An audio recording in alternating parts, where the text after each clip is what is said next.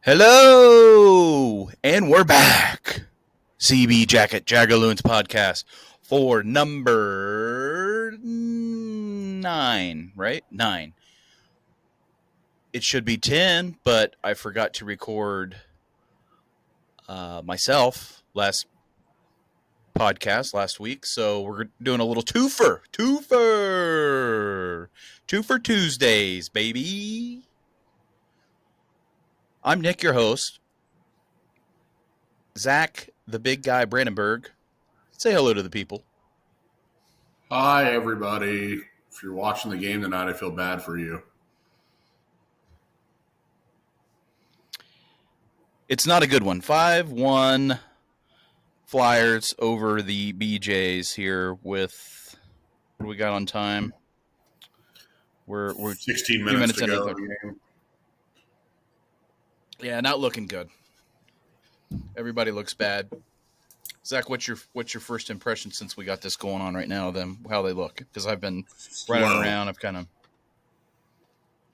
very slow. I mean, okay, cool. You came back from a long West Coast trip and might be a little tired. I get it, whatever. But I mean, just from the drop of the puck, it just 12 shots in the game. I mean, it's kind of half your battle there. But yeah, just looks slow, unorganized.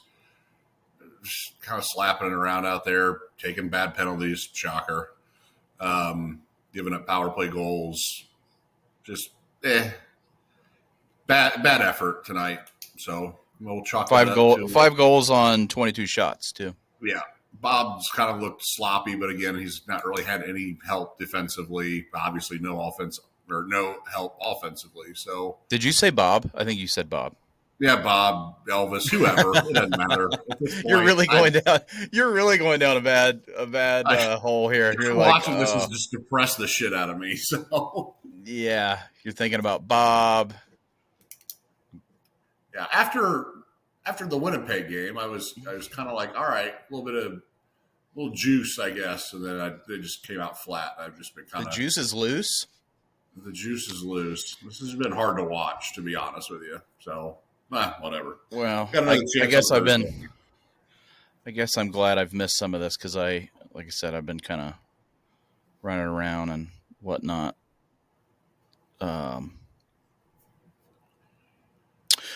So tonight, this evening, in this moment, good band. That's one of Zach's favorite bands. See, I said that, and I was like, I've heard of that band. I've never listened to them, but. So we're going to recap a few more games than we usually do because I'm an idiot. And I feel like last week, of course, I would think this. I think, Zach, you might agree, but I feel like it was a pretty good one last week. But we just got Zach's recordings, so we didn't get my – and we got the intro, and that was it. And I tried to make this little song, and I tried to edit, and apparently I didn't hit record again. So it was just Zach, and I listened to it, and Zach was like – there'd be like a long pause, and they'd be like, yep. Oh, yeah. That's what the fans want to hear, baby. I contemplated putting it on there like, you know what? Let's just fuck it. Let's do it. Let's see what happens. Let's see what people think. We just think, fuck it, we'll do it live. We'll see what the big guy does by himself and what people think of it. And like, oh, yeah. Oh, this wonderful context that I'm speaking about? Yeah. They would love it. It was like, when you see the recording, it's like nothing, and then you're like, whoop, yeah. Nothing. Yeah. Zach, you don't tell people how many you've had, but Miller Lite, I'm assuming? Yeah. Long day. So I've had a few sarsaparillas. Okay. All right. I know there's some whiskey drinkers out there that are around our age range. I'm just not man enough to sip on whiskey on a Tuesday night. I know there's a lot of people that do that, but I guess that's why I'm just getting fatter by the day drinking beer. But I got a little Miller Lite 16 ouncer. Oh, just a little pounder can. Just love those things. And then I got my little fridge here. For the second half, when things get real wild, North High Hopes West Coast IPA. Woot woot. Everybody loves a good IPA. Compliments of my buddy Eric Brewer there. Hooked me up. I think I mentioned him a few weeks ago, but so I'll be hitting that here shortly. So yeah, game recaps. We got. We'll talk a little bit about the Johnny tribute again late because we talked about that last week, but we'll touch on that. Yours truly will sing a Canadian BJ song, Likey No Likey, Things I Hate, PK Stink A, Round the League with the big guy, 2 Jagaloons, 1 Cup, Ideas to Win Now. So you're saying there's a chance. You're out. Oh, yeah, you're out of here. You're a check yourself. Wait, you're out of here. You're check yourself. There we go. Is the big guy still nuts for the Bucks and a playoff run? I added the playoff run from last week. Say the quiet part out loud. And Zachy's got big thoughts. He's got questions. And I think we got a little trivia. I'd like some of my likey, no likey. So let's get it moving because we're going to, we got to work on that 2 for Tuesday. So game recaps. We'll touch on these quickly because these feel like they were months ago at this point, at least in my brain. The Canadiens overtime loss. The Flames win was fantastic, which made that was a 5-2 win at home, which made the Calgary trip even more confusing, I guess. But then again, it was an emotional night too, so that's factored in, I think, more so than probably any other game. Blackhawks, we were worried about that game. They took care of business with that. That was nice to see. And then the Flames, obviously, at Calgary, the 3-0 loss, which was the first shutout loss of the season for the BJs, which I think is a pretty good little nugget, I would say. Big guy. I mean, first, we're more than a quarter way through with a team that was expected to do diddly poo. And I don't know. I feel like that's pretty good. We first shutout loss. So, and then we had the Oilers. Of course, we beat them. When did we beat them a few weeks ago, right? It was earlier in the season. Yeah, maybe the Yeah, we first gave them 10 a whooping. Yeah, you're right. Okay, so we gave them their whoopings. They took care of us. 6-3. Lost the Canucks game. That was a tough game. They looked really good the first period, and then just the second period just kind of forgot what they were doing, and then the third I think was not much better. The Jets win. That was really nice to cap off. I felt like that was like salvaging the most important. Like that was a very important game. I feel like, and then now we're back home and shit in the bed against the Flyers, which I heard them say the Flyers have lost 3 in a row. Torts is their coach, obviously. This one felt like even when they dropped the puck that it was going to be a tough one with them losing 3 in a row and Torts is your coach, at least in my eyes. But you've seen the whole game, so obviously, and I don't think we're going to make any kind of crazy comeback because No, we're still slapping it around yeah, with a our little slap and idiots. So. tickle. Can't keep it in their zone. Just yeah. Olivier had a decent fight after a not so great call, in my opinion. And so this team is 6-3-1 in the last 10 games. Pretty solid. I mean, it's like up and down, up and down, up and down. This team has provided highs and lows and a little bit in between, and it's still fun to watch, and I'm still having a great time watching this team. But the inconsistency sometimes, especially on the road, is frustrating to say the least. Right, Zachy? Let's see. Yeah, I just I don't know. I think you said it best. Inconsistency is probably the easiest way to put it. Again, go back to the start of the road trip. Chicago looked fantastic. Even though you gave up all 3 goals were power play goals. And then you just kind of Calgary. Yes, we kind of wrote that one off even when we talked about it last week. It was just a game that was more about the game. I think as much as both teams tried to come out and play and whatever. Calgary obviously did a better job, but we'll cross that out. Then after that, it just kind of got ugly with Vancouver and Edmonton, and Jeff's game was great. But it's so up and down, and it's not even game to game; it's period to period. That Canucks game, you come out flying, looking great. Even the Edmonton game, the first period was halfway decent, and then just after that, it's just been a collapse. So I don't know. This game's been 3 bad periods, so there's no really consistency there, just garbage. But after coming off that Winnipeg game where they played phenomenal, you figured coming back in front of the home crowd after being away for 6, they'd have a little pep in their step tonight, and it's been the exact opposite. So you said it best, buddy. Inconsistency is probably the biggest frustration that I think most fans have. But again, you're still hovering around 500 for a team that no one thought would be anywhere near this, and just like you said, it's still fun to watch. Just a little bit more consistent, and we'll see what happens. But yeah, just tough to come off that whole road trip tonight and just kind of lay an egg. That's got another one. Bam, 5-2. Saying there's a chance.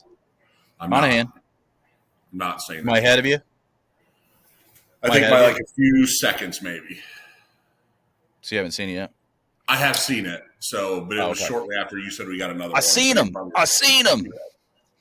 All right, let's move on. Likey, no likey. Let's just jump right in. I feel like people like this. So last week I had West Coast confidence ? And I left that just to remind myself, and then I said West Coast woes. Woes.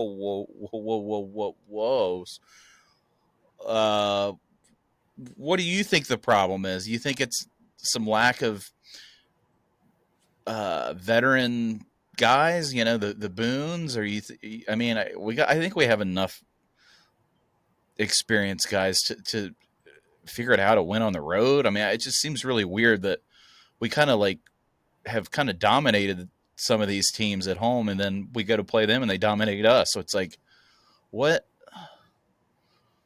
How is it so drastic? I don't have a good answer for you. I mean, I get home field advantage is important, and and especially at our barn, I really think the players really thrive on the fans in a lot of cases. But it just, I don't know. It seems kind of weird that it's that bad. I mean, they're like, is it like 4 or 5 wins and whatever at home? Like I think it's pretty bad. I should have those numbers, but I don't.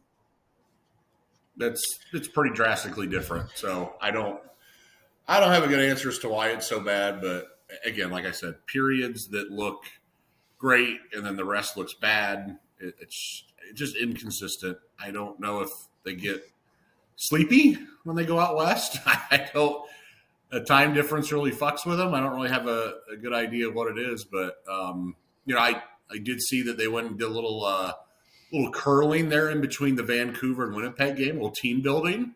Oh yeah, yeah. Videos of that, and again maybe that's a spark that they had when they went and played Winnipeg. So we only got really one big road trip, I guess in quotation marks, there left, and it'd be Utah, Dallas, and Vegas. That's kind of the last one we really have. So maybe go to the casino while you're in Vegas. I don't fucking know. Something to get a little bit of camaraderie with that little 3-game trip. But now you're going to play most of your games on the East Coast against your conference rivals, whatever, division rivals.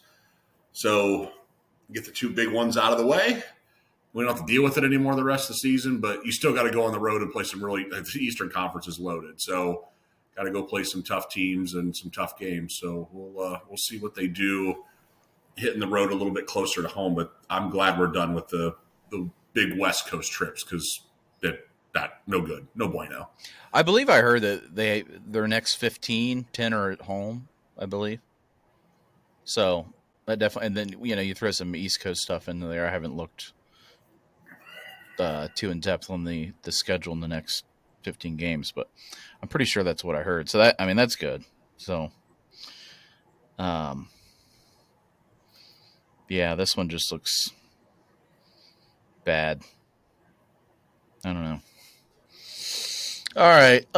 We've touched on it. We said last week we wouldn't talk about him, but we got to talk about him because we didn't record it. But the trade haul for Jiricek, obviously, a lot of people have touched on that. I actually listened to a thing today, and it was some Minnesota guys, and it was like they were like I didn't know at first that they were Minnesota dudes because I thought it was Locked On NHL, and they were pretty much like just saying that it was a great trade and that Columbus doesn't know how to develop their players, which isn't a lie, but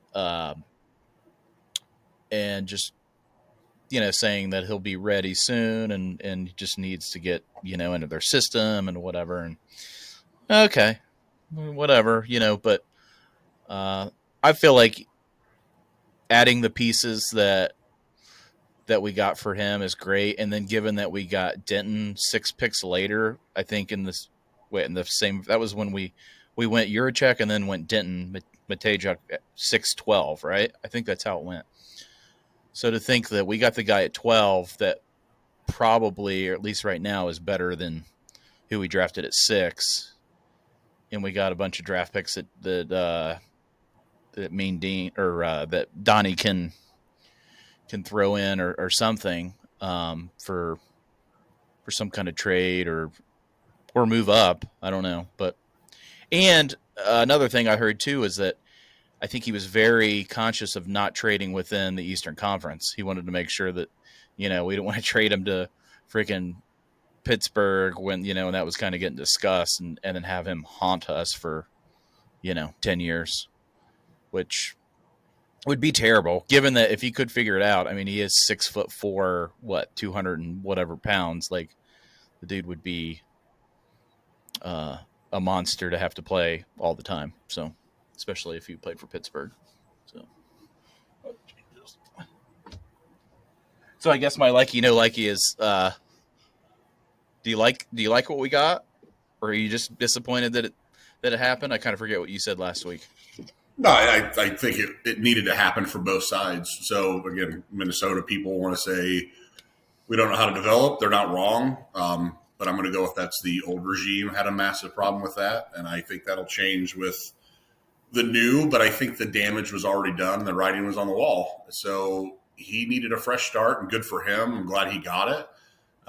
We needed some draft capital for whatever moves and stuff we want to do, whatever Don and Dean think is best. So I think for both sides, it was the right move at the right time. I like it being out of the conference as well. So more power to him. I hope he develops into a great player. I just don't think it was ever going to happen here. I just think kind of the damage at that point was done, and he was bitter, and we just weren't willing to kind of be patient with it. So wish him nothing but the best. Do you really mean that? Honestly, I don't really care. I just keep thinking about when you said the 6-12, and I just kept thinking 6 to midnight. Oh, wow. That's where my head was at. But no, I really don't. Again, I didn't have a problem with the guy. I had high hopes for him, but again, he's not here anymore. So I really don't care what he does. But I would rather see him be successful than just kind of die out of the league and be nothing. But I guess at that point, it would prove the Jackets right that we didn't think he was going to be what he was supposed to be. So maybe that would be a nice little, middle finger to the people in Minnesota of, see, told you. That's why we didn't want him here. But again, if he does well, then good for him. If he doesn't, I could care less. Can we be glad that Kent Johnson didn't go the same way that Jiricek did, given that Plaskell freaking healthy scratched Kent Johnson last opening day and messed around and scratched all these people that were just trying to figure out how to play, and he's just like, oh nope, you're not playing, like, and then he turns out to be like arguably our best player this year already in a year, and thinking, in a Really? year Like where he's played half the games and looked like the he best player on the team. I mean, from everything we've seen, just how things are done now compared to it still bothers me that I'm just like, was that guy just like one of the worst coaches ever? Like it was just a shit show. Or was Yarmo just was it I mean, I assume that maybe Plasko was just the puppet, right? I mean, maybe Yarmo was like, you need to do this, you need to do that, and given that Yarmo was probably feeling the heat on his ass for the last few years, right? So he's, then he hires the wrong coach. And anyway, yeah. So looks like we're developing some players now. So that's the good part with this. We'll say Marchi and Kent and even Cheney. I mean, I was a little unsure about him, but he seems like he's on the right track if he can stay healthy. So yeah, I still have no idea what the hell's going on with him. But Yeah, they've been. I mean, you've added in just the young guys we have in this team, and obviously we've talked about how well Cleveland's playing as well too. So you have some talent down there that's being developed as well. So I think to your point, the Pascal hiring was because they didn't have an option at the time. When they fucked up the Babcock thing, it was let's put our hand up Pascal's ass. He'll be our puppet, him and JD. And we'll probably, I guarantee they made a lot of calls from up in their office and telling Pascal what he needed to do because they thought they knew best and Pascal wasn't ready for the job. So again, they're all gone. Who cares at this point? We've seen the fresh faces in the coaching staff and, some different ideas and thoughts of how they're doing things leadership wise as well too. So we've seen positive results in a quarter of a season. So I have a feeling we can all sit there and confidently say this was a Yarmo problem. And as much as I hate to say it, even maybe a JD problem where I'm kind of glad he's just in an advisory role now. And just kind of letting Don and his group, including Nasher, just kind of make some of these decisions and do what they think is best. And it's paying dividends so far. Yes.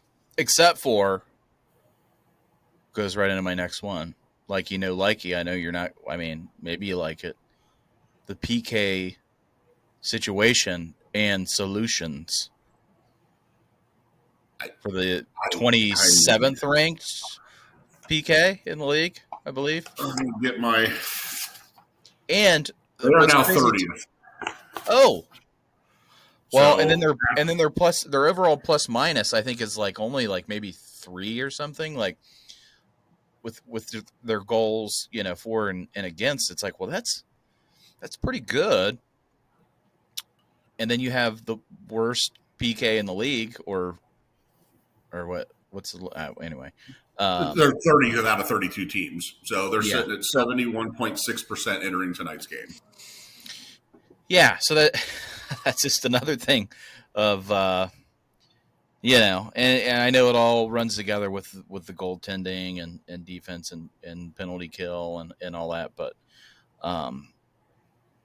to think that we're kind of even keel with our record and goals for and goals against with a terrible PK, I feel as you can only go up from here, right? I guess we could go down 2 more spots, but you could. I mean, in all honesty, the power play is not any better. I mean, they're sitting at 17.4%. That's 25th in the league. So again, to your point, if we wanted to gripe about something, got another one, 5-3. Pretty easy to sit here and say the special teams are a massive problem. I don't know how you fix it. I guess I will say even the Winnipeg game and the game tonight, I think they gave up a goal in both because that's now 14 straight games they've given up a power play goal. And that would be 19 power play goals in the last 14 games they've given up total. Yikes. If I'm updating my numbers from when I pulled this before the game started tonight. So, it's not good. We've got a power play goal tonight, great power play wise, but it's bad. And that's been a theme for the last couple of years. Power play, penalty kill, bad. I don't know what the fix is, but it's not working. So it's time. Penalty kill doesn't help when you take 15 stupid penalties a game. I feel like we're averaging 3 to 4 penalties a game, and some of them are just bonehead mistakes. So stay out of the box is the easiest solution there.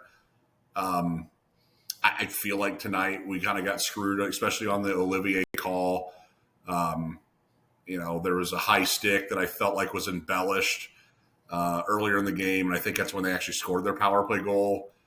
I saw that. A couple of calls that we should have had that we didn't get from the refs tonight. But again, it's the game. Stuff's going to get missed. Bad calls are going to happen. You just can't put yourself in those situations, and it's killing them this year with the amount of goals that they're giving up on the penalty kill. So I'm sure they're working on it every day. I'm sure there's a meeting about it. They're talking about it, all that good fun stuff. It's just not translating. The plan to the ice during the game is not translating, and I don't know what you do to fix it. So. Yes. Fix it, Dean. Damn it. All I could think about was, and I know they have to play this at this arena, but I forget, but Alice in Chains, I'm the man in the box. Song would be played out in about 2 games. Yeah. Same with Bush when they every time they come out, like, oh my god.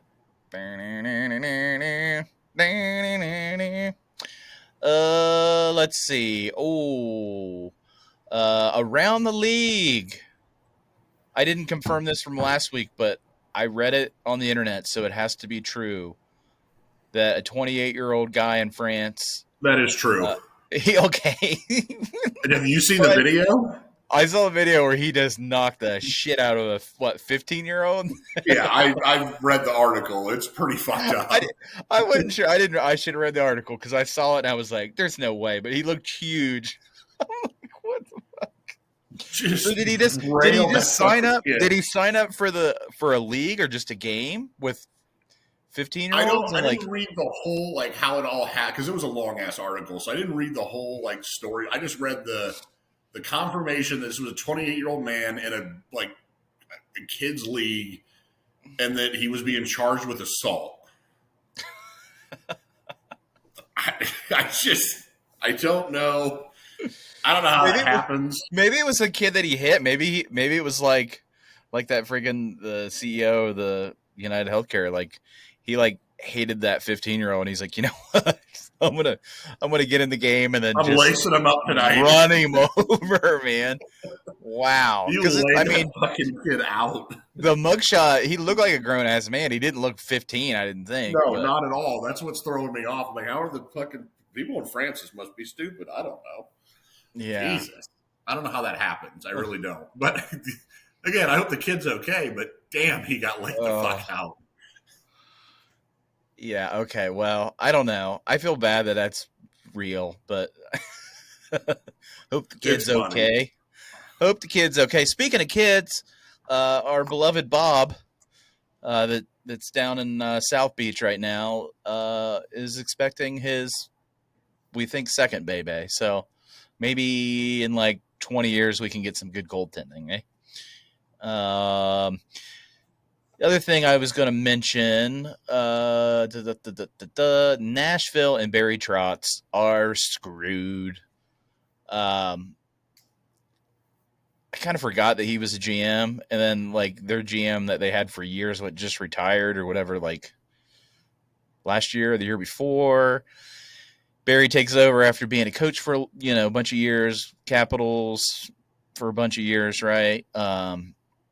And just all these signings that he made. And then to add my favorite guy right now, the Fabolous Fabbro, was just put on waivers.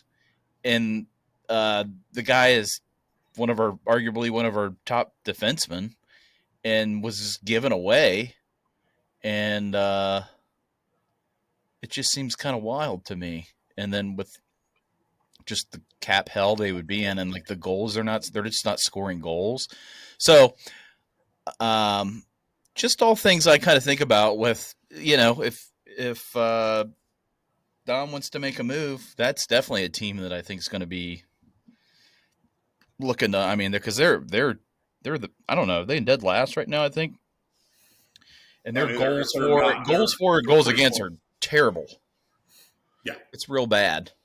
I read an article today on this. Andrew Burnett is their coach, and obviously Barry Trotz, both interviewed talking about they're snake bitten right now. And I'm sitting there going, right now, it's been all fucking season, especially all that money you spent for all those players. There's some frustrations, obviously, inside the locker room. Talks about healthy scratching some guys until they get their crap together. Barry pretty much said he doesn't want to pull the trigger too early and overreact and think that he needs to make some moves and whatever. But to your point, if it keeps going the way that it is with the amount of money that you spent, you're going to have to figure out a way to get some of that off your books. And I don't know if you're really going to be able to. It just seems. I think you made the right moves if you look at it on paper, but I think maybe you made one or two too many. The team wasn't terrible last year. Good fan base, good city in theory that, with the team and everything, always a loud arena, but I don't know if it's a coaching problem, but they're not putting it together. So just some of the article I read, it was just weird to think about. You got some of that talent. You're going to talk about healthy scratching some of those guys when you've already got locker room problems. You might have a really bad rest of your year if they don't get things turned around pretty quickly. So we'll see how that goes. Yeah, definitely a team to keep your eye on. I think I also saw, I'm trying to pull it up, but I also think they've had the most shots on goal. I don't know. Yes, that's not a problem. Shooting the puck, they're great. They just can't get it to go in. And I guess at the end of the day, maybe it's just you're hitting every goalie you're playing is just their best night of the year. But I think the stat was against them, like their goalie, which I think is actually playing decent with just getting peppered. But I might be wrong on that, but I'm pretty sure. I'm sure that's true, but I also know they're putting up a ton of shots as well. I don't know if they're quality shots. Maybe that's half the battle is they're just throwing pucks at the net and hitting goalie right in the chest. Maybe not getting any net front presence, but yeah, I think talk about Fabbro defensively. You let a really solid defender go. Whatever. Maybe it's kind of like a Jiricek situation. Maybe you just don't think he's going to offer you anything, and he gets some greener pastures and things open up, and he's playing great. I didn't watch him in Nashville, so I don't know how well he was playing there, but defensively, it looks like a struggle. Offensively, goaltending, I think, is doing the best he can with everything he's dealing with. So you're right. It might be a team that looks to sell as you get close to that March 7th deadline if they're not getting any better and just try to open up some cap space. And teams out there in a playoff run would be really happy to take on some contracts of some of those players if needed. Well, who's going to break the news to Steven Stamkos? That's all I want to know. When he gets traded to the Jackets, when they're making a run, baby. Okay. Yeah, so I guess this kind of piggybacks on that, where I'm kind of looking around, sniffing around. What if we're still 500 in a month or so from now? Who the two Jagaloons won cup ideas to win now trades. Another thing I heard was just a rumbling. Was Dylan Larkin with the Red Wings, and how intriguing that would be with their rebuild kind of not going as planned. I think old boy's been there for 6 years, 5 years, or maybe he said it was a 6-year rebuild and they're maybe year 5. But someone threw something out about Dylan Larkin and then talking about how Zach and him are like best pals and how that would be kind of wild. And then the other one was Brady Tkachuk, which I think he's maybe up. Maybe this is his contract year, but I think this person was saying they would probably take Dylan over Brady. I kind of agree because I think Dylan probably is a little more polished and maybe an all-around player, but I don't see a lot of Brady just given that he plays for freaking Ottawa. But I'd love to see more of a Tkachuk play, even if it's not on the Jackets. Yeah, there were some rumblings late last week about Brady and potentially being a trade piece, and I think yesterday or it might have been yesterday that his agent came out, and even the GM of the Ottawa Senators came out and said it's not true. We're not taking calls on him right now. And again, we're not close to we're 3 months away from the deadline, so that all could change within a week if the right offer comes around. But there was, I guess Brady went to the GM and said, "Is this stuff that I'm hearing true? Or are you guys trying to trade me?" And both parties came out and said, "No, it's not true. We're not shopping him right now."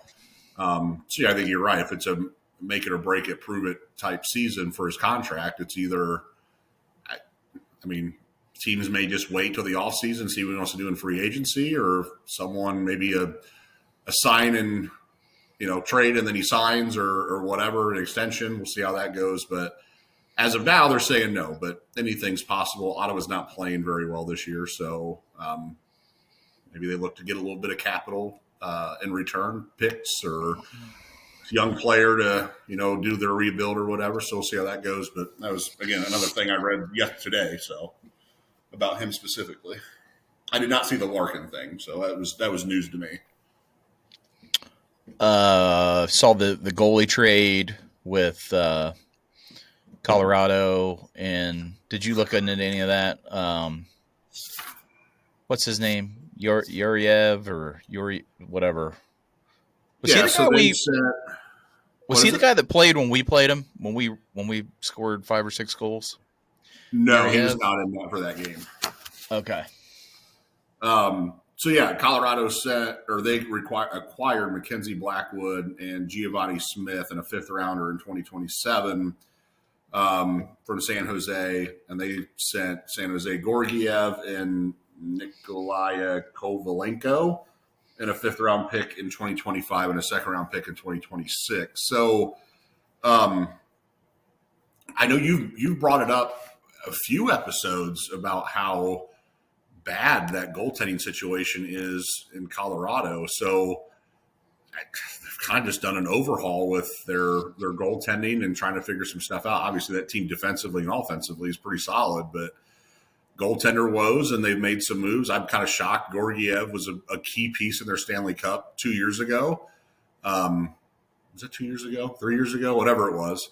But he just hadn't played well end of last season and really this season at all. So I think it was time for everybody to move on. I don't know if Blackwood's the answer, but I think he's been playing well from what I remember hearing. And I also have Yuriev was just very inconsistent. He would have a really good game or 2 or 3 and then have like 2 or 3 really bad games. So, I mean, we kind of know that feeling, but Exactly.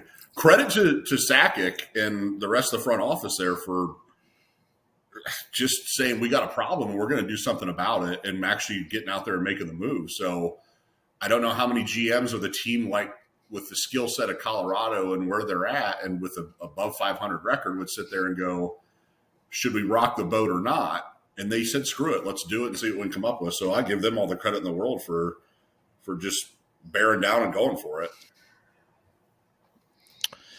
Let's jump into to life stuff because, man, it's been a fun week and a half. But we'll call this one Things Nick Hates. Furnace Repair. Call 1-800-FURNACE. No. Logan Services. No. Atlas Butler is at no. What else? Care Heating and Cooling. No. Unless you want to you want us to advertise for you. I'm sorry, I apologize. Yeah, we love you if you want to do that. If you want to do any ads, pay me a few dollars. But the furnace decided to go out last Sunday when I believe it was like in the teens. And no, I'm not talking about Jared from Subway. Low teens. And I was like, it feels kind of cold in here, but I didn't really. I was like, okay. And then I was like, oh, it's really cold in here. Went to the furnace and it said it was like 62. I was like, oh, I like it a little cool, but that's a little too cool. And it just continued to get cooler because it didn't turn on. And we got it down to 50 degrees on Tuesday. And I was trying to figure out who to call or whatever. I had a guy, Mike, come out and he helped me out. One of Annie's friends, her father-in-law. So thanks, Mike. It still cost me $1,200, but if I would have called any of these other places, they probably would have gotten me. And then he was telling me all these crazy stories about, the sales pitch with these furnace guys where they're like, carbon monoxide, your whole family could die. So we need to get a whole new unit. It's like, well, that's quite a sales pitch that you can just kind of be like, you might die. So, I mean, if you want to pay 10 grand for a new unit, you can do that. And that's pretty much what guy gave me a quote earlier in the year where he was like, oh, it's bad. I called a company, I won't say the company, to do some, just I sign up for a thing where they do some maintenance every year. I'm like, all right, cool. And then I just got a laundry list of like, oh, you need a new furnace, blah, blah, blah, blah, blah, blah, blah. And this guy's like, it's fine. You just need this part replaced. And you need this, blah, blah, blah. So anyway, long rant, but got it fixed. We're nice and toasty again. But and with this weather, I might have the air conditioning on soon. So thanks a lot, Ohio. Love it. I had another rant, but I feel like that went on too long. So we're going to skip that. PK Stinky, we talked about that. Zach, do you want to hear my song? Is it going to break this thing again? No, I'm not going to turn it off. I'm just going to sing. Fuck it. We're going to do it live. You're going to sing? Yeah. Here we go. Yes. So this was last week, and the timing was perfect. Really, hindsight, because we lost all the games except for the Winnipeg game. And I think I modified it. So here we go. Let's see. So it might not go well because I did a late modification, but okay, here we go. Oh, Canada, we really hate this trip. So bad we knew we would lose to all your teams, except Winnipeg. Wow, that was really nice. Oh, why can't we win the road games? Lack of offense or D. Oh, I got off pitch. Darn it. Yeah, that's the problem. Okay, no, you got to sing in a certain way, and I messed it up here. Okay, hold on. Why can't we win the road? No. Why can't we win the road? Lack of offense or D. We only win at home where our can is on fleek at the home rink. I said on fleek. We need Leo to sing our song, to soothe us before we play for our Dean and Don. For Dean and Don, we will play ball. Play ball. Thank you. Woo! Also, Juan Soto signed for some money to play for the Mets. I don't like the Mets. Also, Juan Soto, his salary is more than what the Reds' payroll was the last 7 seasons. Combined? That seems fair. Jesus Christ. That's what I heard today. So, I mean, that kind of makes sense. Right around 100, less than 100, some years a little bit more. Well, so that's Francona ain't gonna let that happen anymore. He wants to spend some cash. Just give me like a 91 season. That's all. Just give me something. Give me anything. I don't know. The High State, do you really think they're going to be okay? Oh, so let's go into the next one. Sorry. Really going to do this to me, aren't you? Is the big guy still nuts for the Bucks in the playoff run? Okay, so they have to play Tennessee. I haven't looked at the bracket, but Tennessee, they win that, then they have to play Georgia, or they got to play Oregon. So then they have to beat Oregon, and then more than likely they would play Georgia, right?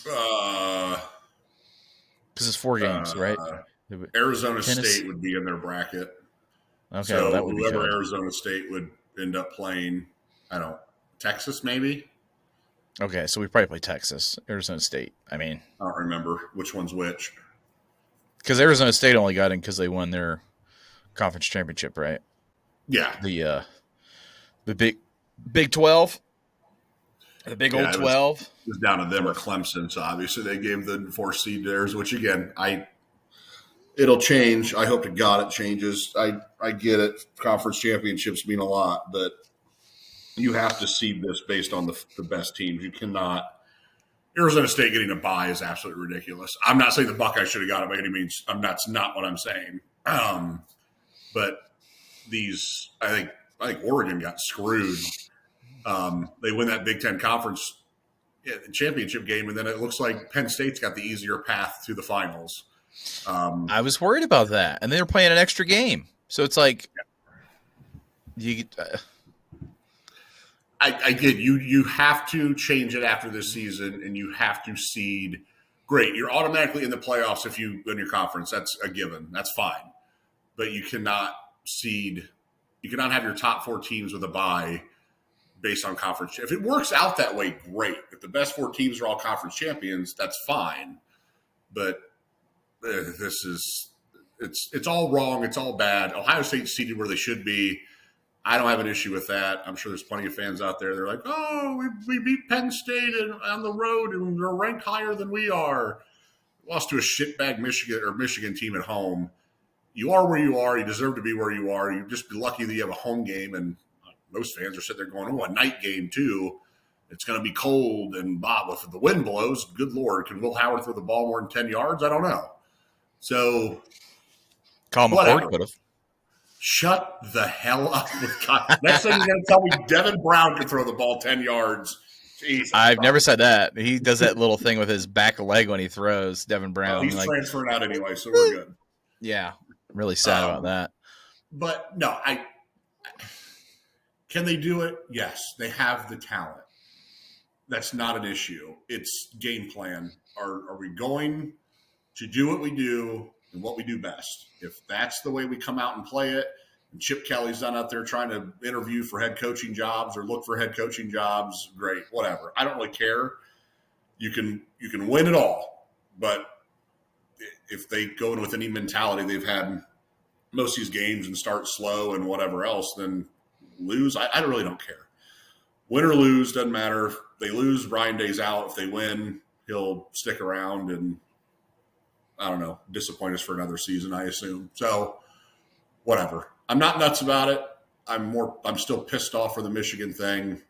I'm pissed off at the things I'm reading on, fan boards and how everybody's like, "Yay, we still got a chance to win the national." Stop. Just stop. I'm done. Tired of it.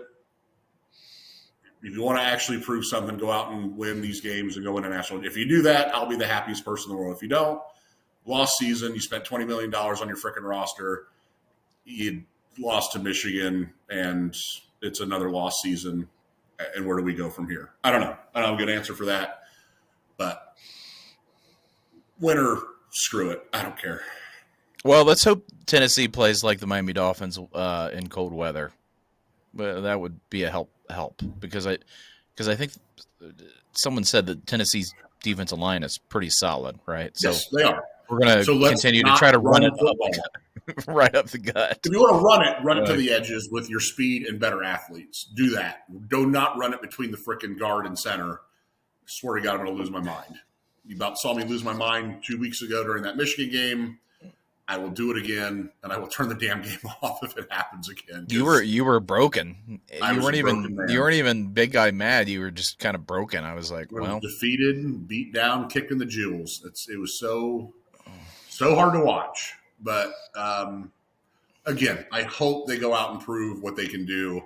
They're one of the best teams in the country when it comes to on paper talent. It's what is the coaching, what is the game plan, and how are they going to be coached to be successful. And so far this year, Ryan and Chip have not shown me anything. I will give all the credit in the world to the defense in Knowles. They've, rankings wise, they're in the top 5 in every freaking category you can be in. Outside of that Oregon game where they just got beat, especially in the passing game, that defense has been solid all year round. So it's not a defensive issue. Special teams kind of sucks. Kicker's an idiot. Yeah, that makes But me nervous too. Game on the line and your yeah, kicker. game on the Like, line, cold weather with some wind. Ooh. yee, Yeek. yee. So I'm hoping with all this time they have to prepare that they are really kind of locking in on what they want to do. I want to see Ryan Day in that Georgia game from a couple of years ago in the playoffs where we lost on a, again, bad field goal there at the end of the game, but we screwed ourselves. We were in position to win that game and we gave it away. But that was the most fired up I've ever seen Ryan Day. Aggressive, energetic, into the game, screaming, yelling, throwing crap, whatever. I need that Ryan Day in every game that we play in the playoffs and just throwing caution to the wind and just go for it. I don't know what, I don't care what that means, but don't play conservative. Just give it everything you got because offensively, the best talent in the just throw the ball to Jeremiah Smith in the air. I don't care if he's triple covered. Throw it to him, and he'll go up and get it, or he'll get a pass interference penalty called. But good times. We'll see how it goes. I'll add this to the quiet part out loud. I love this opportunity that they have, and it's like you said, it's definitely possible, definitely tough. But in the back of my mind, I keep thinking if Mike Vrabel is interested remotely in this job, do I want to see them win national championship? Because I just feel like, yeah, maybe they win this year, but I just feel like, man, Vrabel would be great to have in the fire if he was interested. And I was so surprised too that I saw that Belichick took the that UNC job. Did he officially accept the job? Well, maybe fake news, but I thought I saw something online that said he took the job. So I thought I saw that too, but then I've also seen things where they were talking to him this morning, and he said, if I take this job, it's going to be with the program that's run like an NFL program. And I went there, and I in my head, I went, so UNC is that team? It didn't fit right to me. So you want to have that quick conversation? By all means, if I'm Bill and I got my 23-year-old girlfriend and I want to take her back to experience life with, people closer to her age in the college, by all means, go for it. Or maybe he needs to find a new girl. I don't really know. But there's better teams out there that you can go coach, or you're going to have about 7 to 8 head coaching vacancies in the NFL this year. Does he want to coach a team that's shitty? Probably not. But you can't tell me there's going to be a firing of a team that's halfway decent and just needs a couple tweaks. And with his experience, and probably get an NFL team right back on track. It seems like the better option to me, but maybe he just wants to be around some young folks so his girlfriend's happy. I don't know. Maybe she's not enjoying life at the retirement village. I have no idea. Maybe dinner at 4 p.m. sucks. I don't know. I think it's so crazy that he's all over all these sports shows now, and he's on the Manning cast, and he's got this personality now. And when he was a freaking coach, he was the worst. I mean, I couldn't imagine being a reporter for the Patriots all those years, where you're just like, give me anything, right? On to the And next he would one. just be like, on to Cincinnati. like That girl she's really brought his personality out, bud. damn. She's taking it out, taking it in, whatever, God, I hope he's. I wonder if he does the Cialis or the Viagra so he can choose. Cialis you get to choose. So I'm sure he just yells at it and it stands up at attention no matter what. So must be nice. Hey-o. He can have any job he wants, and I have a hard time sitting here going, UNC was the first one to pick up the phone.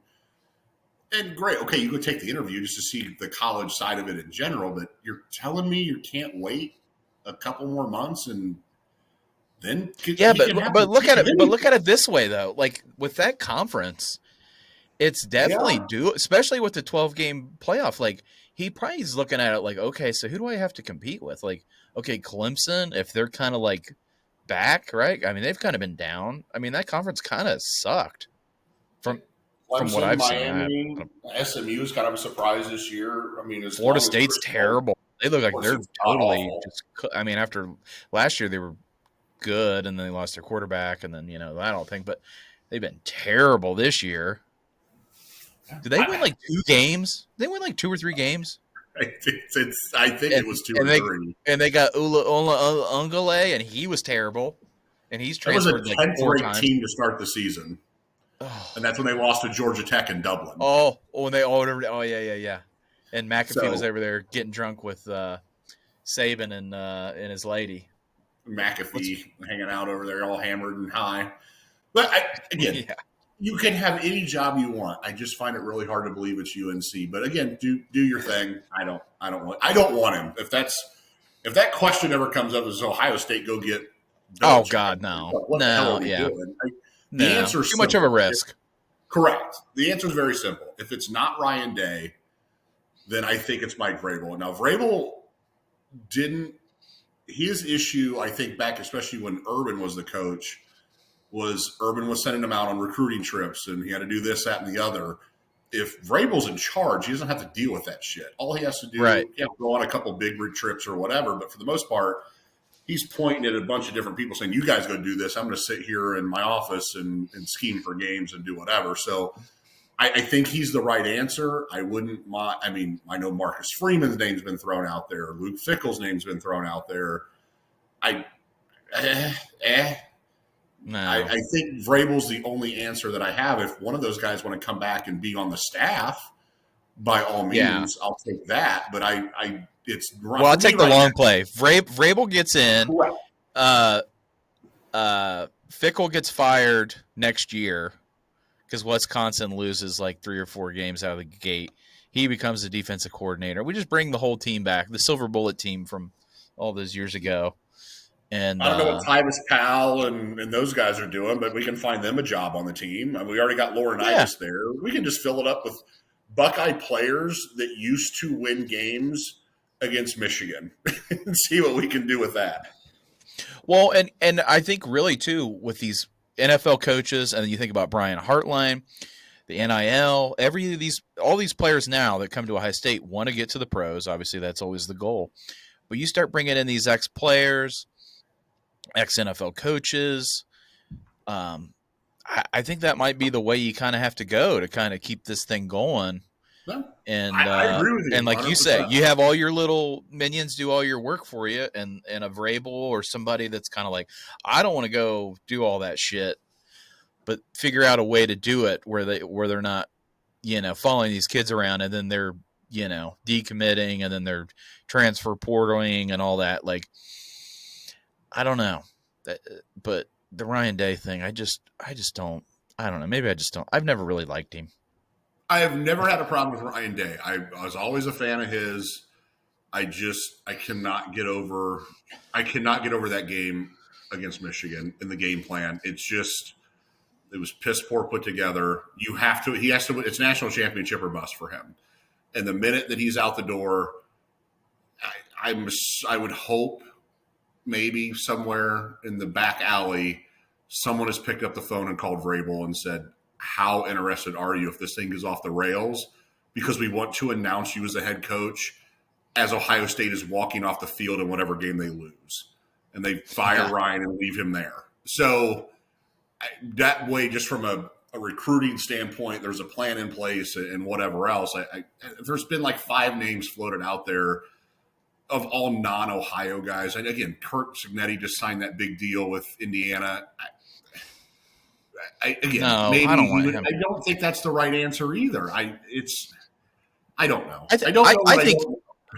Well, old boy from Indiana, I think, might be another possible Michigan State debacle where it was like, okay, correct. You came in, you had a good year, you talk a little smack, you got a little,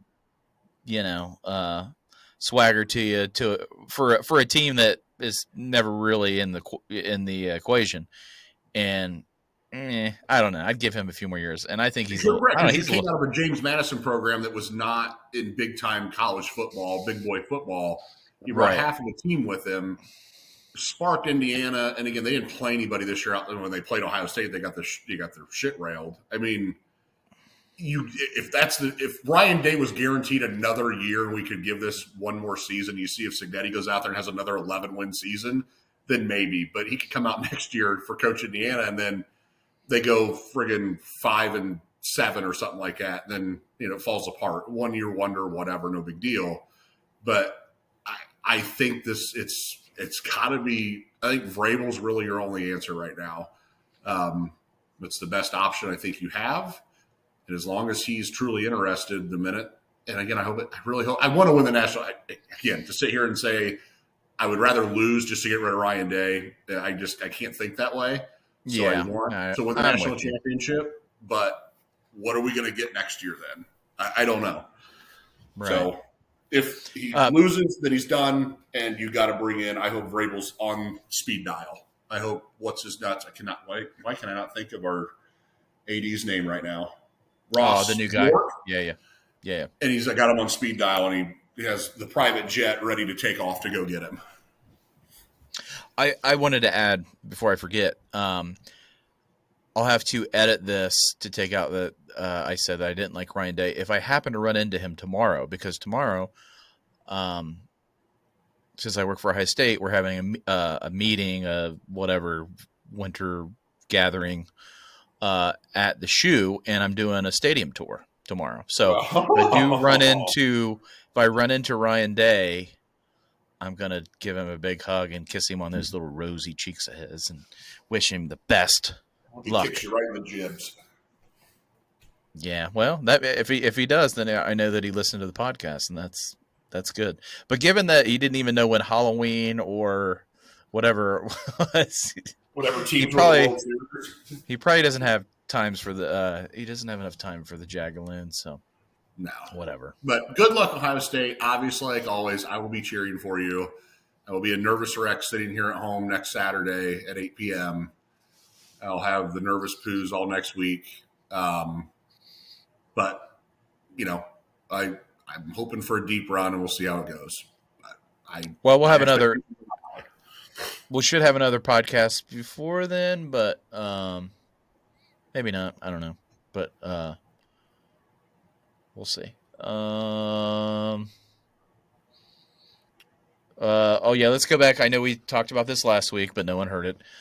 Say the quiet part out loud. The Jackets need to wear, just to rope it in with the High State, the Jackets need to wear the Cannon Blues for the Winter Classic. Love how they got blown out 5-3 in those tonight. Well, the blue and the red, it would be a little switcherooski. You got the Michigan team wearing the red, and we're, I know people say scarlet, but, red and blue. I think that's what you need to do. And people don't know what a goddamn Blue Jacket is. If you're from anywhere not Ohio, they don't know this little porn star with the Ohio flag. God.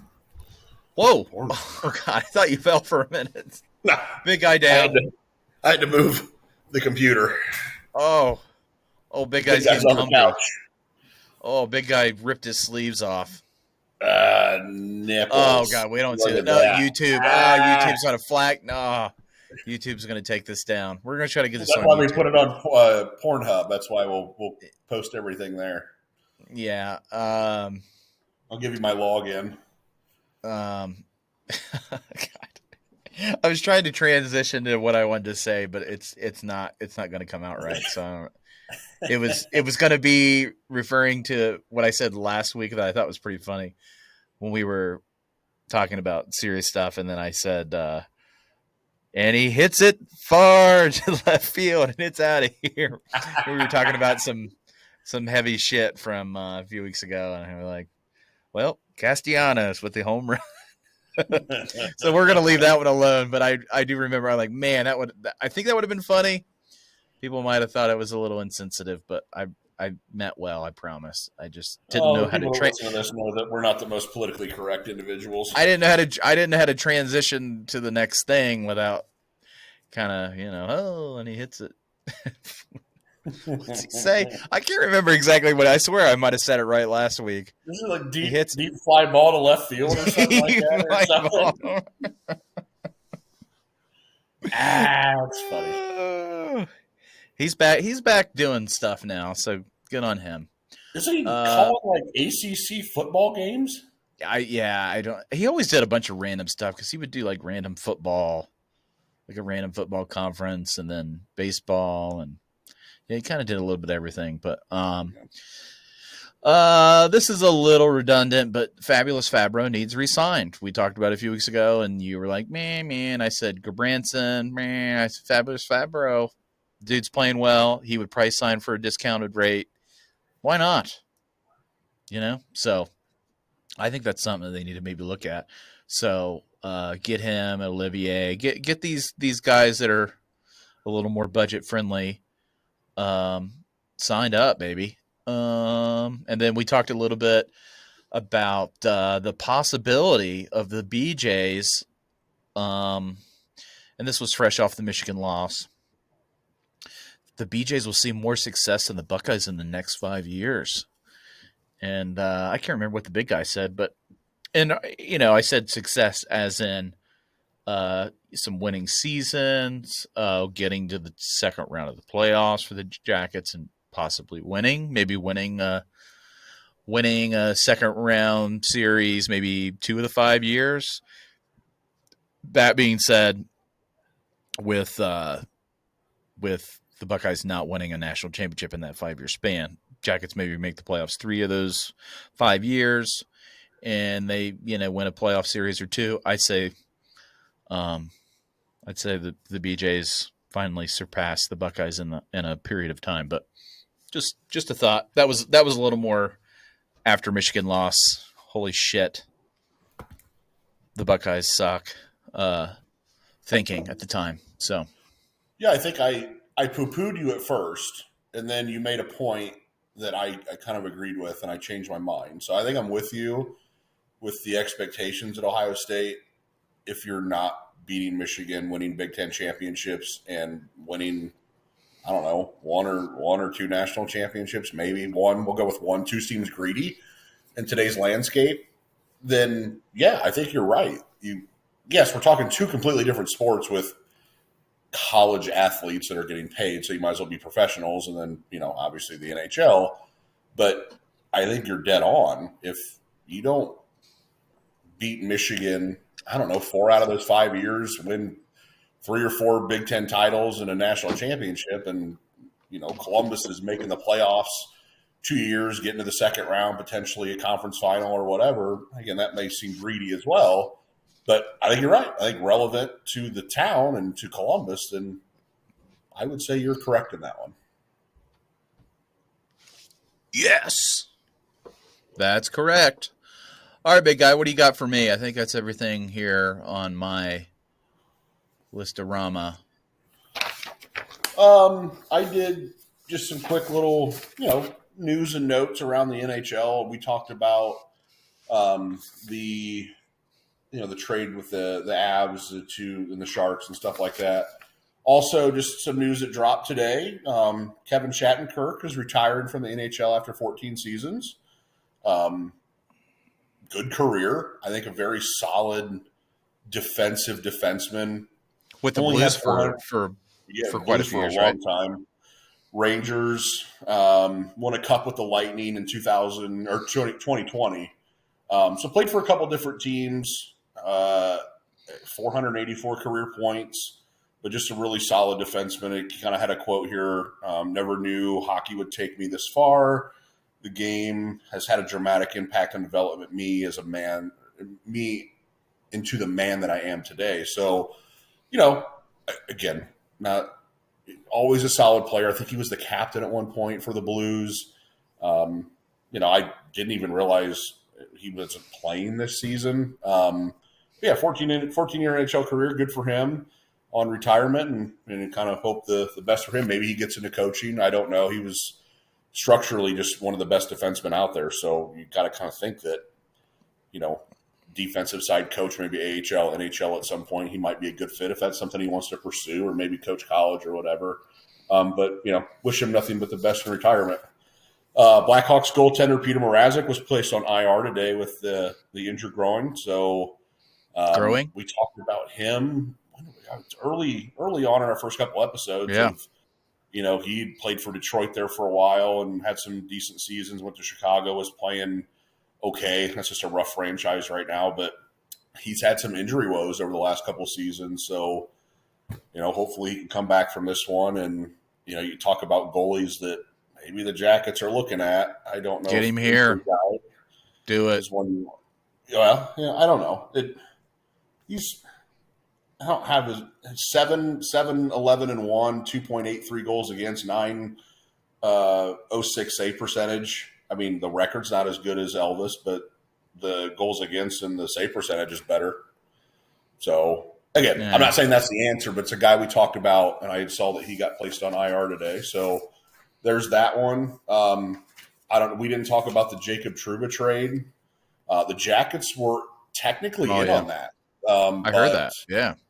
he poo-pooed the no trade clause and didn't want to come to Columbus. I know Cam Fowler, that was in Anaheim, really wanted to be traded out and wanted to be a part of this deal to New York. They pretty much told him to pound sand, and they wanted to get the salary relief, the cap Felt relief. like felt like bags of sand. Exactly, they felt like loose bags of sand. Uh, Mm. so a weird trade, I think, but there was just I have some bad blood out in New York with Trouba, and he really wanted out. He was their captain.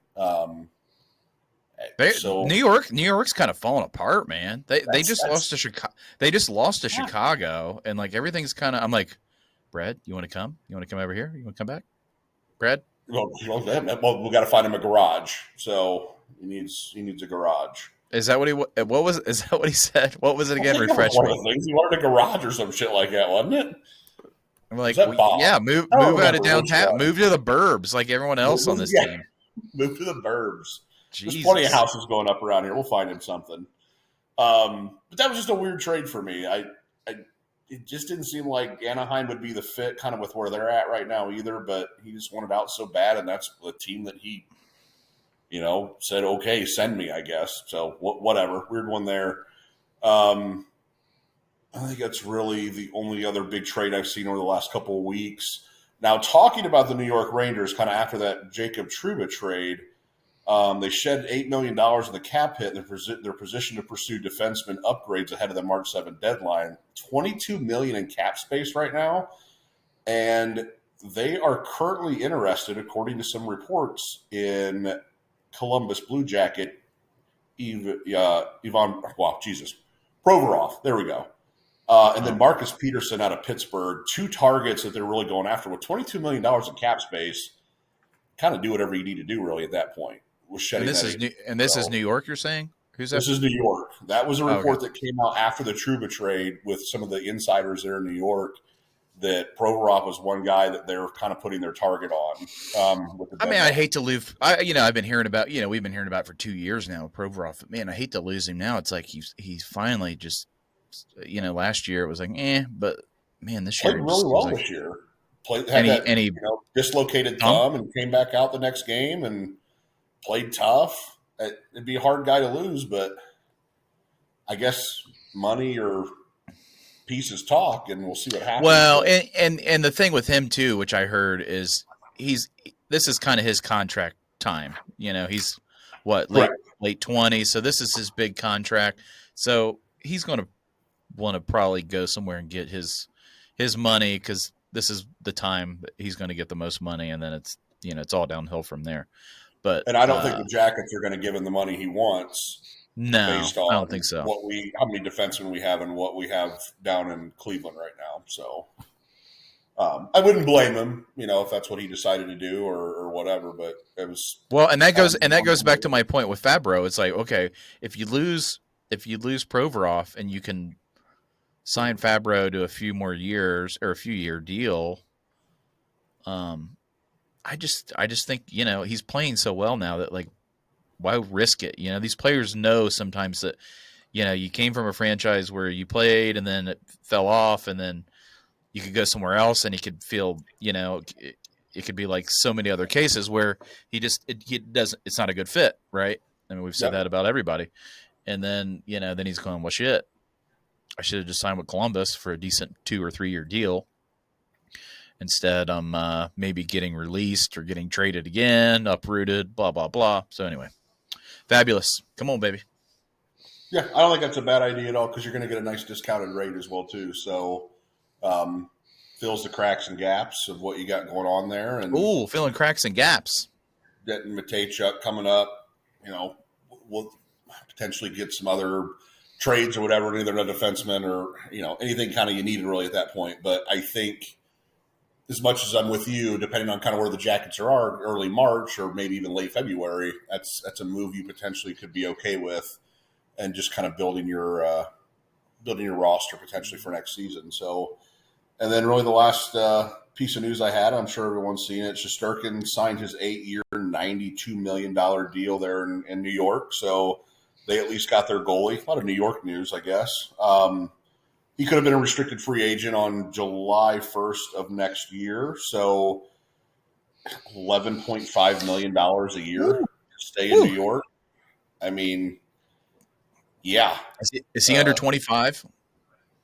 You think he's a young? He's gotta be, right? For that big of a deal. That's a hell of a deal. More power to him, I guess. Can't beat that deal. Hell of a deal. Bob's sitting there going, "What the hell?" Oh, Bobby, I miss Bobby. Oh, I found this article. Oh, where is it? Did I throw it away? No, I didn't throw it away. What, you got like a newspaper over there? Yeah, newspaper article. It's like in the nick of time was the thing. It was when they won that Pittsburgh game. I can't remember. Shit. Yeah, it's somewhere. Oh, here it is. So 2014, man, this was a good time. I couldn't believe it. That's right? 2014. Back when there were newspapers? In the nick of time. No, Bobby. We got Curtis McElhaney. Oh, God. We got Savard. Stanley Cup playoffs. Blue Jackets versus Pens. Series tied. So that was the Nick Foligno overtime goal. So game 1, Pittsburgh, 4-3. Pittsburgh. Columbus game 2, 4-3. 2 overtimes in that one. Don't remember that. Pittsburgh 4-3, game 3. Columbus 4-3 in overtime. What a series, man. Ugh. That was so fun. I want to get back there, Zachy. Sounds like a good time. Oh, here's another one. You might enjoy this as a sad Reds fan, and you're a Cubs fan, but who's that? Who the hell is that? Homer Bailey. Oh, God, Homer Bailey. Dead? Is no hitter against who? The Pirates. And he also had another one. I had that one framed too. So, yep. Yeah, so this is Nick's hole. Check this out too. Look, I got my towel over here. Check out the towel, Zach. Oh, the old terrible towel from 2018? 2018, baby. Oh, and then this thing's probably 20-some years old.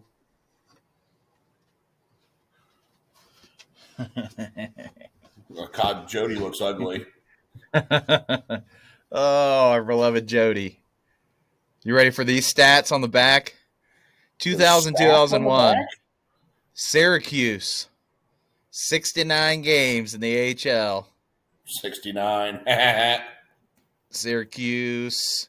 Columbus, he had. And, okay, here we go. Columbus, 68 games, 1 goal. Oh, shit. Wow. I've never looked at his stuff.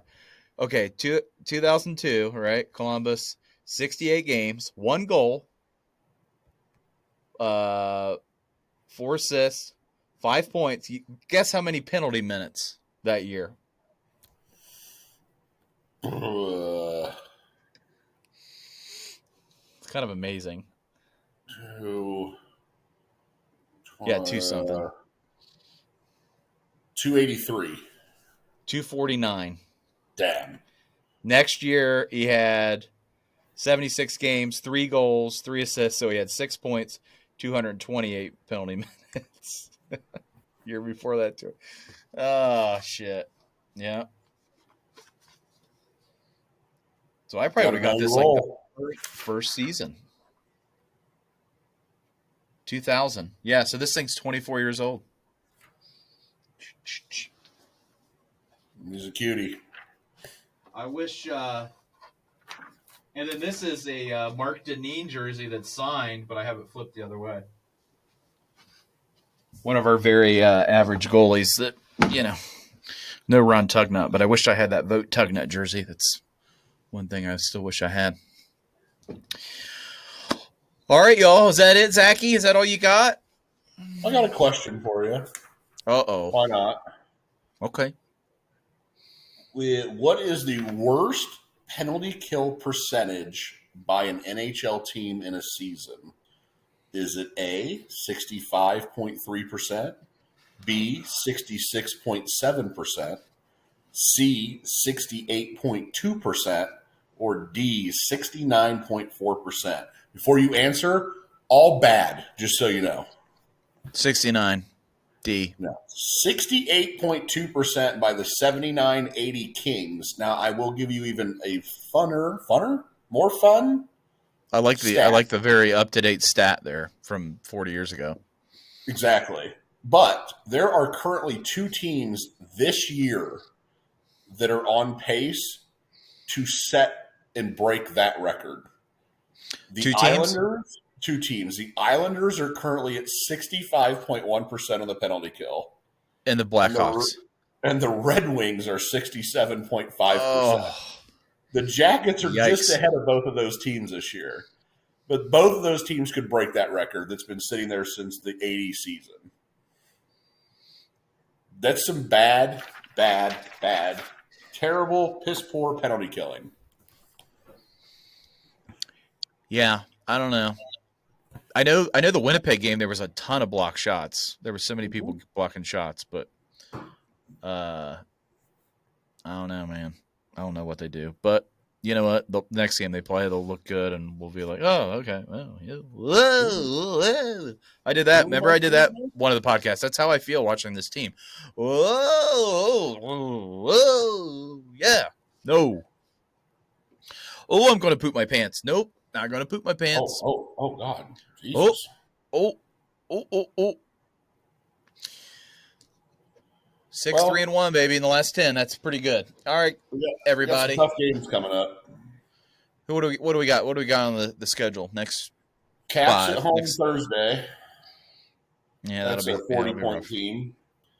I'll be at the game Saturday with the Ducks coming to town. Oh yeah, nice. That'll be God. They should be able to take care of the Ducks. Should be able to. Then they get Carolina on the road, Tampa on the road, and then back home for New Jersey. So, New Jersey. 4 of your next 5 are against some pretty solid teams there in the East. Well, worst case, at least split, baby. At least split. Get a few points. Get back home. Don't play like you did tonight. We'll be good. Yeah, we got Thursday, Saturday, Sunday, so we got a little bit of got some games, baby. We got a lot of games coming up. Well, just keep on banging, as they say. Clanging and banging. All right, everybody. Well, we're going to try to get this one on the YouTube and Spotify and all the other ones. I'm going to put a list out if I am successful in putting this out on all the platforms or most of. And remember to check us out on the Twitters and the Twatters of the X, Jagaloons, and Instagram, CB Jacket Jagaloons. And what else, Zachy? Is that it? No, sounds right. That's it. Remember to follow us. If you're on Spotify, follow us, and then hit the alert, the little bell thing that reminds you when we drop another hot one on your face. And we drop the podcast. Both of them. Got it. Yeah. Cleveland Steamers on your face. Well, like I said to begin, it's a twofer. Okay? On your face, in your face. I'm impressed that we did a twofer in an hour and 24 minutes. Well, we kind of, it was kind of less work this week, but, we added some stuff and whatnot. But still trying to add stuff and figure out what works and whatnot. The listener numbers have been pretty good. They've gone down a little bit, so trying to make sure that we are giving the people what they need and want.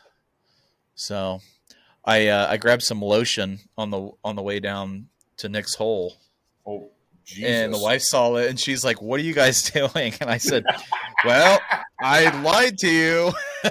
I lied to you. Me and Zach are doing an OnlyFans." She's like, "Honestly, at this point, financially, just do what you got to do." I So love Annie. She's I my mean, favorite. really legit, like at this She's not point, wrong. due to inflation, she's like, I mean, whatever you got to show, I really don't care. She's like, just maybe don't put your face on there. I'm like, are you being serious? Is this real? Where's Ashton Kutcher? Is this okay? Well, shit. Maybe I'll set up an account because at 37, sometimes the holiday hemorrhoids will just pop up anywhere like Santa with his big sack. The holiday hemorrhoids, baby. That's what the people want to hear. It's a great time. The holiday hemorrhoids. It's lovely. So, think about me. Think about me when you're sitting there just having a good time, and think about the holiday hemorrhoids. And Just make sure you get the lotion and a box of Kleenexes next to you. yeah, I'm trying a lot of things, and it's a good time. So, and then I went to rehab today for my freaking foot. Just loving it, man, loving it. This is 37. We're looking at everybody. We're looking at Zach's armpit right now. So, Hi, everybody. there it is. All right, we love you. We'll see you, and we just got to say Bye. bye, bye, bye, bye, bye, bye, bye, bye, bye.